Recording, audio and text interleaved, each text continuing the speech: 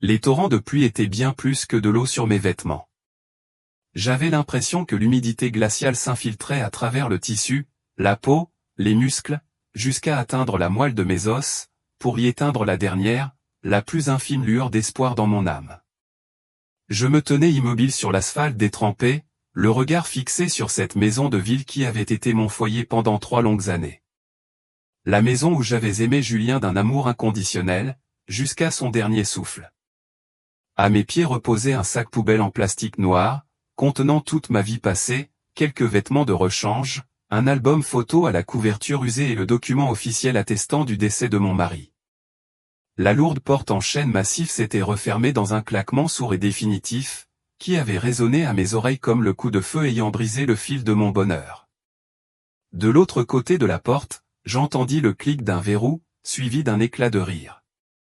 C'était ma belle-mère, Monique, ainsi que mon beau-frère Stéphane et ma belle-sœur Manon qui riaient. Ils avaient trouvé une raison de se réjouir. Mon mari, leur fils et frère, avait trouvé sa dernière demeure dans la terre froide il y a à peine 4 heures. Il ricanait, après m'avoir jeté sur le trottoir comme un chien galeux. « Dégage, va te trouver un nouveau pigeon pour t'entretenir. » Crève la faim, me parvint le cri de Monique depuis la fenêtre du premier étage, avant qu'elle ne disparaisse aussitôt derrière d'épais rideaux de velours. Je serrai fermement mes bras autour de moi, tentant de calmer mes tremblements. Ce n'était pas à cause du froid perçant. C'était la rage. Une rage glaciale, noire, silencieuse, qui montait des profondeurs de mon être, consumant mon chagrin. Pour eux, j'étais Éléonore, la pauvre orpheline de la bibliothèque qui avait ensorcelé leur Julien. Ils voyaient en moi une pathétique ratée, laissée sur le carreau. Après tout, Julien avait quitté ce monde avant d'avoir pu modifier son testament. À leurs yeux, j'étais une femme sans défense, seule et anéantie par le chagrin. Mais ce que Monique, Stéphane et Manon ignoraient, c'est que la pauvre bibliothécaire qu'ils venaient de jeter à la rue avait un secret. Un secret bien gardé sur des comptes sécurisés dans des banques en Suisse, au Luxembourg et aux îles Caïmans. Un secret dont la valeur s'élevait à 2,8 milliards de dollars. Car mon nom complet n'est pas simplement Éléonore. Je suis Éléonore de Valray, unique héritière du plus puissant empire d'Europe, bâti sur le lithium et les télécommunications. Je m'étais créé une légende pour trouver l'amour sincère, un homme qui n'en aurait pas après mon argent. Et j'ai trouvé Julien.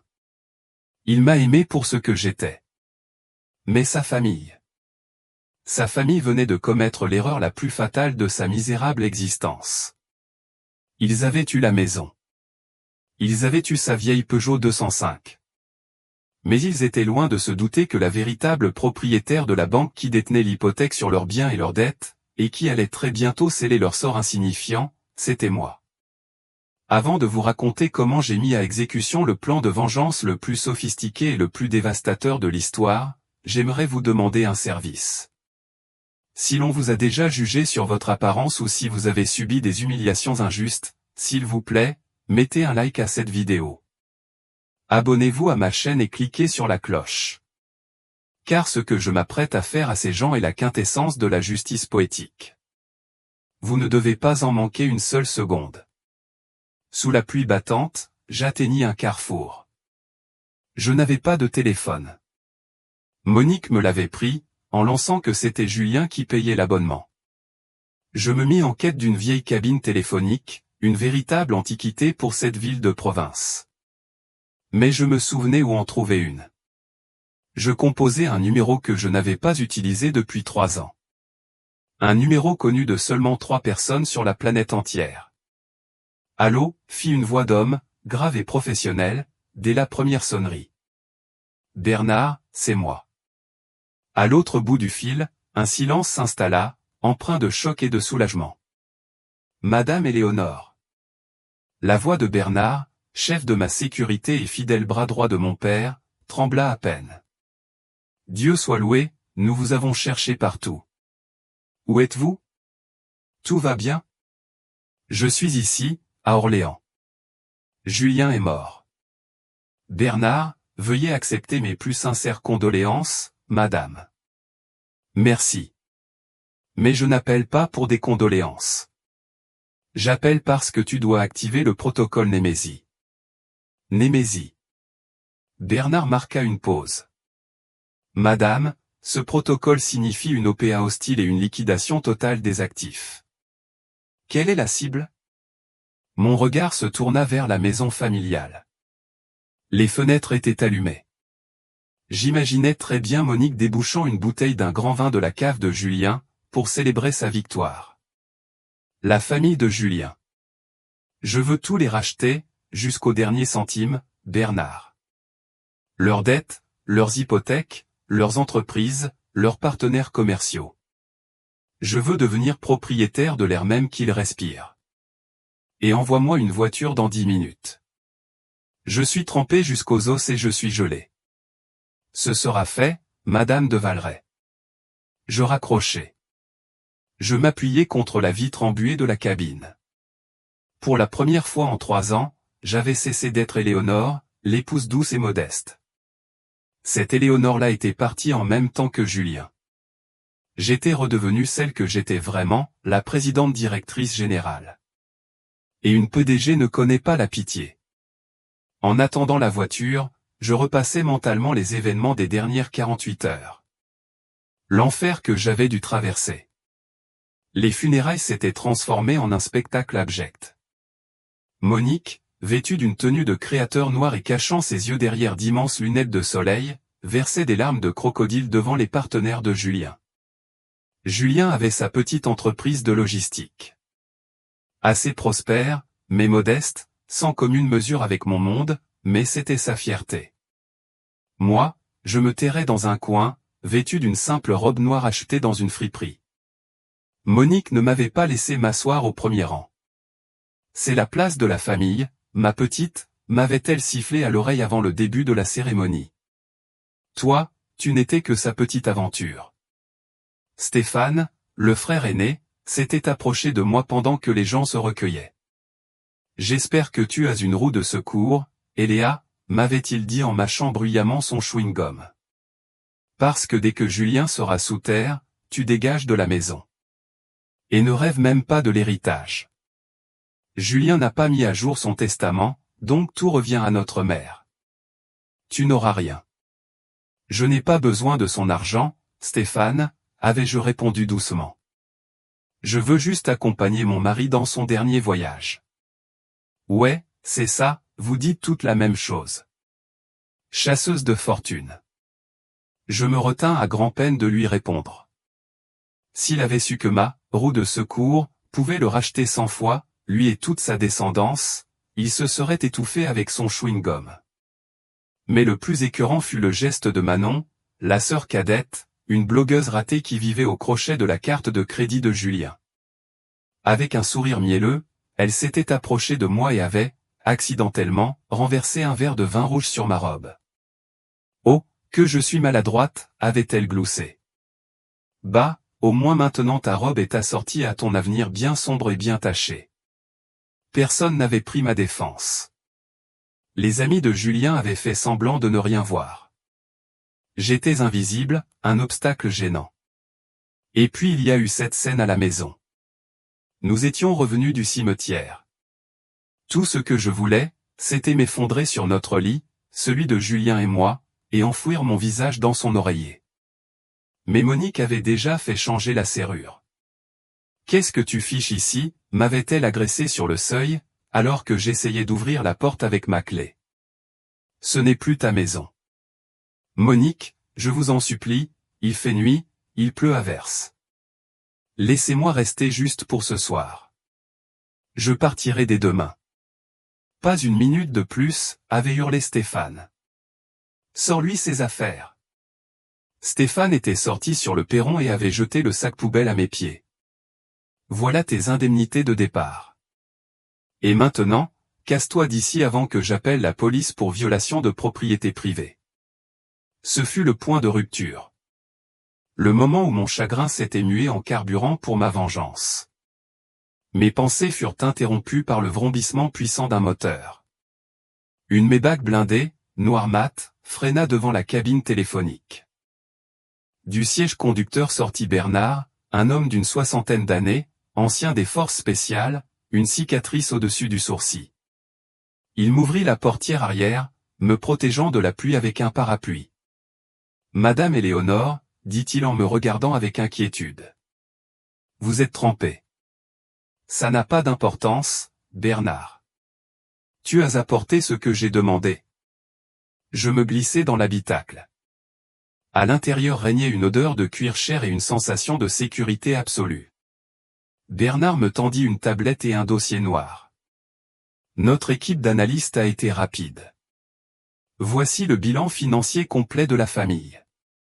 J'ouvris le dossier tandis que la voiture démarrait en silence. Ce que j'y vis provoqua un sourire glacial sur mes lèvres. La famille de Julien vivait dans l'illusion. Seule l'entreprise de Julien générait un revenu stable. Mais pendant sa maladie, Stéphane en avait pris la direction, et les résultats financiers avaient plongé dans le rouge. Il flambait l'argent dans les casinos de Monte-Carlo et des séjours de luxe. Monique avait réhypothéqué la maison 3 fois pour ne pas renoncer à son train de vie. Et Manon? Manon était criblée de dettes de cartes de crédit et avait contracté un prêt important auprès d'un créancier douteux. Leur vie était un château de cartes, et j'avais un chalumeau entre les mains. Bernard, dis-je sans lever les yeux des documents, qui est le principal détenteur de l'hypothèque sur la maison? Le Crédit de la Loire, madame. Rachète-le. Dans le rétroviseur, je vis Bernard cligner des yeux, surpris. La dette hypothécaire, madame. Non, la banque tout entière. Rachète le Crédit de la Loire. Je sais que c'est un petit établissement régional. Fais-leur une offre qu'ils n'oseront pas refuser, cette nuit même. Demain à 9 h, je dois être la propriétaire de leur dette. Compris. Et pour l'entreprise de logistique? Stéphane cherche désespérément des investisseurs, n'est-ce pas? Demandai-je en parcourant les correspondances interceptées sur la tablette. Exactement. Demain, à midi, il a rendez-vous avec un groupe d'investissement pour tenter de sauver l'entreprise de la faillite. Parfait. Crée une société écran. Avenir Investissement. Les investisseurs, ce sera nous. Je dois être à cette réunion. Bernard hocha la tête, et l'ombre d'un sourire effleura ses lèvres. Il connaissait cette facette de moi, la facette de Valeret. Quelle est votre destination, madame? L'aéroport de. Je jetai un regard par la fenêtre. La pluie continuait de s'abattre sur les rues de cette ville qui m'avait volé mon amour et piétiné mes sentiments. Non. Conduis-moi dans l'un des plus luxueux hôtels de Paris. Réserve la suite présidentielle. Et Bernard, j'ai besoin de vêtements. D'autres vêtements. Je veux que demain, en franchissant le seuil de cette salle, il ne voie pas la bibliothécaire Éléonore. Je veux qu'il voie la femme à qui le monde appartient. Cette nuit-là, je dormis dans un lit au drap de coton égyptien, mais mon âme était toujours là-bas, dans cette rue détrempée. Je pleurai Julien une dernière fois. M'adressant au vide de cet appartement somptueux, je lui fis le serment que plus jamais personne n'oserait souiller sa mémoire. Sa famille, dans son avidité, avait piétiné l'œuvre de sa vie. J'allais la récupérer, puis réduire en poussière les parasites qui s'étaient nourris à ses dépens. Le lendemain matin, le soleil brillait, mais pour la famille de Julien, la véritable tempête ne faisait que commencer. Je revêtis un tailleur Chanel d'un blanc immaculé, chaussé des talons aiguilles dont le claquement résonnait comme des coups de marteau de juge, et cachai mes yeux derrière des lunettes noires. Mes cheveux, que je nouais habituellement en un chignon négligé, tombaient maintenant en boucles parfaites sur mes épaules. Bernard m'attendait déjà près de la Maybach. La banque vous appartient, madame, m'informa-t-il en ouvrant la portière. La transaction a été finalisée à 6 h ce matin. Vous êtes désormais détentrice de l'hypothèque de la maison. Les retards de paiement s'élèvent à 3 mois. Active la clause de recouvrement anticipé, ordonnai-je. Ils ont 24 heures pour rembourser l'intégralité de la dette ou être expulsés. Envoie la notification immédiatement. C'est déjà fait. Nous arrivâmes devant l'immeuble de bureaux qui abritait l'entreprise de Julien. Logistique Julien Orléans. L'enseigne à l'entrée était défraîchie. Stéphane avait tout laissé à l'abandon. J'entrai dans le hall. La jeune femme à la réception, celle-là même qui me toisait toujours avec mépris quand j'apportais son déjeuner à Julien, ne me reconnut même pas. J'ai rendez-vous avec monsieur Stéphane. Je représente Avenir Investissement. La réceptionniste laissa glisser son regard sur mon tailleur, mon sac de créateur, et déglutit nerveusement. Oui, bien sûr, madame. Je vous en prie, passez. On vous attend dans la salle de conférence. Je marchais dans le couloir, entendant les voix de Stéphane et Monique filtrer à travers la porte. Tu dois les convaincre, Stéphane, insistait Monique. Nous avons absolument besoin de cet argent. Cette mendiante d'Éléonore va sûrement demander une pension alimentaire. Il faut sécuriser les actifs de toute urgence. Calme-toi, maman. Ces investisseurs sont des étrangers, ils n'y connaissent rien. Je vais leur jeter de la poudre aux yeux et ils vont nous lâcher le pognon. J'ouvris la porte sans frapper. Un silence de mort s'installa dans la pièce. Stéphane était avachi en bout de table, les pieds sur le bureau. Monique admirait son reflet dans un poudrier. Manon ne quittait pas son téléphone des yeux. Tous les regards se tournèrent vers moi. D'abord, on y lisait l'incompréhension. Ils voyaient devant eux une femme autoritaire, élégante et sûre d'elle. Il fallut au moins 5 secondes avant qu'ils ne me reconnaissent. Stéphane retira brusquement ses pieds de la table. Monique laissa tomber son poudrier. Éléonore, articula Stéphane, incrédule. Qu'est-ce que tu fais ici? Comment t'es entré? La sécurité. Je traversai lentement la pièce et pris place dans le fauteuil présidentiel. Bernard se figea derrière moi, les bras croisés sur la poitrine, avec une expression qui aurait pu glacer le sang. Ne te fatigue pas, Stéphane, dis-je. Ma voix avait changé. Elle n'était plus douce. Elle avait le timbre de l'acier. Je suis venu pour la réunion. Quelle réunion?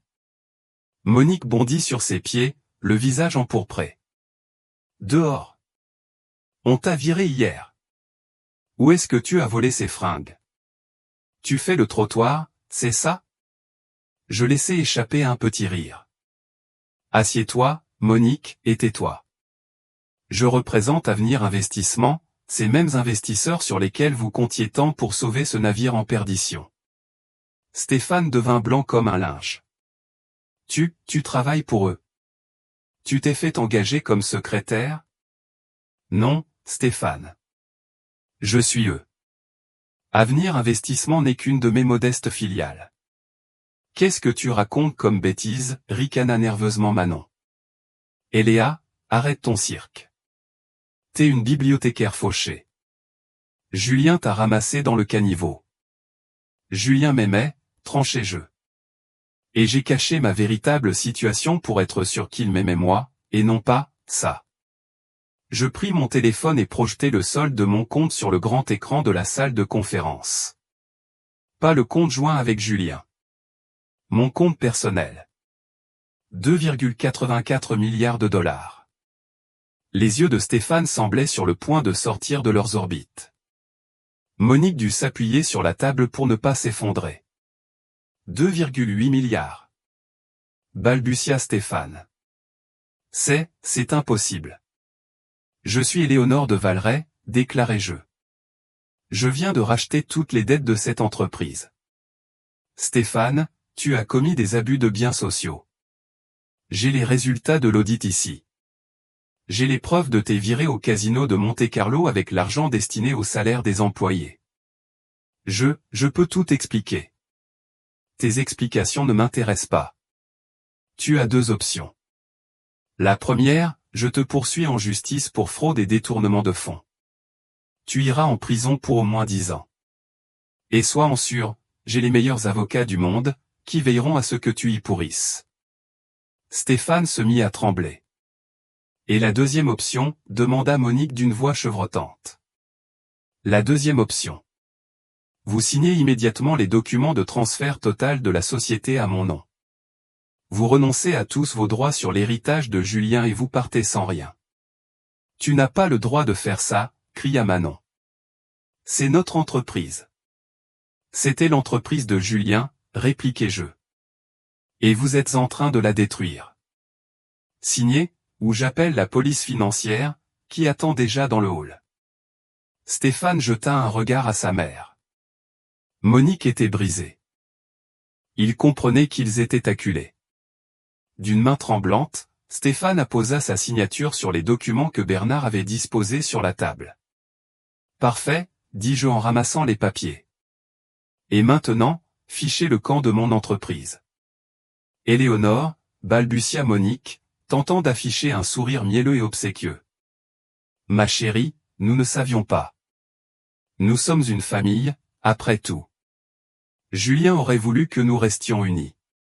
Nous pouvons tout recommencer. Tu as tellement d'argent, tu pourrais nous aider, n'est-ce pas? Je la foudroyai d'un regard plein de dégoût. Une famille? Hier, tu m'as mise dehors sous une pluie battante en me traitant de crève-la-faim. Tu as dit que je n'étais qu'une petite aventure. Je me levai et me dirigeai vers la sortie. Ah oui, j'allais oublier. Monique, bien dormi dans la maison. Quoi? Oui, dans ma maison. Elle n'est plus à toi. Ce matin, j'ai racheté le Crédit de la Loire. Je suis maintenant propriétaire de ton hypothèque, et je viens d'ordonner la saisie immédiate pour non-paiement. Tu as 24 heures pour vider les lieux. Monique laissa échapper un gémissement étranglé. Non, je n'ai nulle part où aller. Je peux vous conseiller de chercher un carton, lancai-je. Il paraît qu'il va encore pleuvoir cette nuit. Je quittai la salle de conférence. Derrière moi, j'entendais des hurlements, des sanglots et des reproches mutuels. Ils étaient prêts à s'entre-déchirer. Dans le couloir, Stéphane tenta de me rattraper. Éléonore, attends. Je suis le frère de Julien. Aie pitié. Je m'arrêtai et me retournai.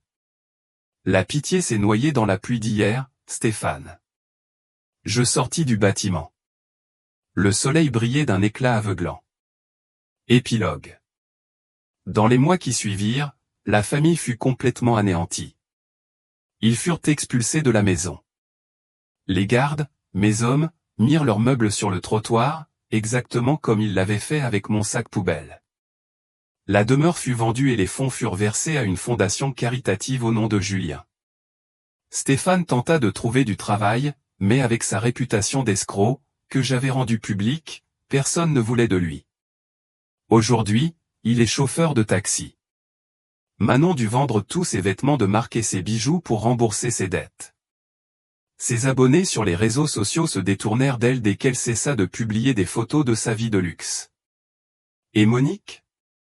Monique vit entassée dans un minuscule studio de location en périphérie de Vierzon, abandonnée de tous, aigrie, racontant à qui veut l'entendre que sa belle-fille est le diable en personne, mais personne ne la croit. J'ai fait renaître l'entreprise de Julien, j'y ai mis de l'ordre, j'ai investi dans son développement et je l'ai porté à un niveau supérieur.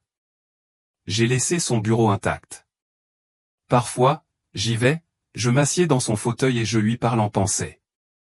Je sais qu'il n'aurait pas voulu que j'utilise mon argent pour faire le mal, mais je sais aussi à quel point il haïssait l'injustice. Il pensait pouvoir piétiner une pauvre veuve en toute impunité. Il ne se doutait pas qu'ils avaient marché sur la queue d'un dragon endormi. Maintenant, je vis ma vie. Oui, je suis toujours riche, mais mon plus grand trésor est le souvenir d'un amour véritable, celui qui n'a pas de prix. Et ma plus grande satisfaction vient de la certitude que plus jamais personne n'osera m'humilier. Merci d'avoir écouté mon histoire. Si vous avez ressenti une certaine satisfaction en voyant comment cette meute de vautours a été punie, écrivez dans les commentaires « Justice pour Éléonore ». N'oubliez pas de mettre un like et de partager cette vidéo avec ceux qui ont besoin qu'on leur rappelle leur propre force. À bientôt pour une prochaine histoire.